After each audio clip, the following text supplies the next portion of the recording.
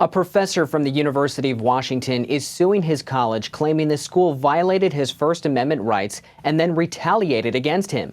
Professor Stuart Reges is a faculty member at the University of Washington Paul G. Allen School of Computer Science and Engineering, and his case revolves around a school policy to acknowledge that the campus is on what they call indigenous land. The school wanted his syllabus to say, quote, "The University of Washington acknowledges the Coast Salish peoples of this land, the land which touches the charred waters of all tribes and bands within the Suquamish, Tulalip and Muckleshoot nations." Professor Reges suggested the following quote, "I acknowledge that by the labor theory of property, the Coast Salish people can claim historical ownership of almost none of the land currently occupied by the University of Washington."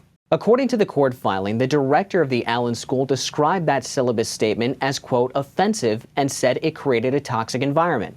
The director removed that language from the syllabus, apologized to students, informed them on how to file a complaint against the professor, and claimed Professor Reges was causing a disruption to instruction in class. The school then created another computer science and engineering course that met at the exact same time as Professor Reges's, and students were told that they could transfer into that class. Approximately 30% of the students left, 70% remained. Professor Reges remains fully employed at the university while this suit is ongoing and joins us now. Thank you so much for being here. Thanks for having me. So the first question I want to cover is the theory that you use to determine that the Coast Salish people have no claim to that property, and that is Professor John Locke's labor theory of property, under which ownership derives from improving the land. Why did you use that theory? Well, it's another view of property ownership. There's a lot of views of what gives one ownership over land. Locke had a theory that when you mix your labor with the land, like if you grow crops on land, then you come to own that land. And so I was basically just proposing a different viewpoint. So to that point, according to the suit, other professors were allowed to modify the college's syllabus language, but yours was a modification, but it went against the school's message. So why is it, in your opinion, important for students to hear dissenting opinions throughout their education?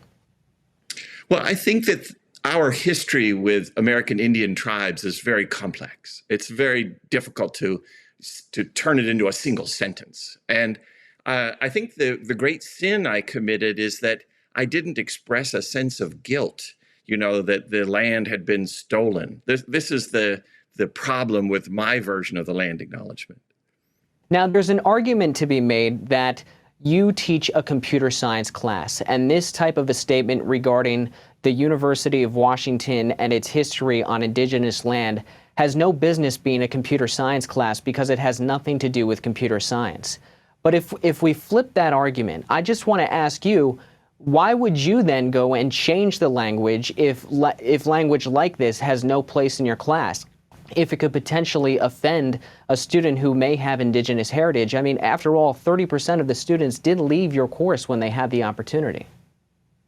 Well, I think it doesn't belong on the syllabus, but none of them belong on the syllabus. So it was a kind of protest on my part to include this version of the land acknowledgement. I think that if you're going to encourage faculty to express opinions about this, you have to allow the full range of opinions. I'm pushing back against what I see as a movement to limit the range of acceptable ideas on campus. There are activists who want to shut down conservative libertarian voices, and so I wanted to offer a different view. Now, based on your court filings, you want compensatory damages from the school and a ruling from the court that the defendants retaliated against you for protected free speech in violation of your First Amendment rights. If you get that ruling, what do you ultimately hope it brings you? Well, the most important part to me is that they get rid of this thing that's known as Executive Order 31 that says that you have to be careful not to upset any undergraduates on campus. Otherwise you can be punished. I think that's a very dangerous principle, and I think it's going to particularly harm conservative faculty. Let me ask you this. There's a new conservative majority on the Supreme Court, and some people have been open about the fact that they think cases, maybe a case just like this one, has a better chance of getting a favorable ruling now because of that conservative majority on the court. Do you hope this case goes up that high? Have you taken that into account at all as this goes through the court system? Well, I would prefer that it gets settled at a lower level because I think it's a very straightforward case. But if it went all the way to the Supreme Court, I think it would be worth doing because this is happening on campuses across the country, that there are people who are trying to silence conservative voices. And so I think this is a very important fight.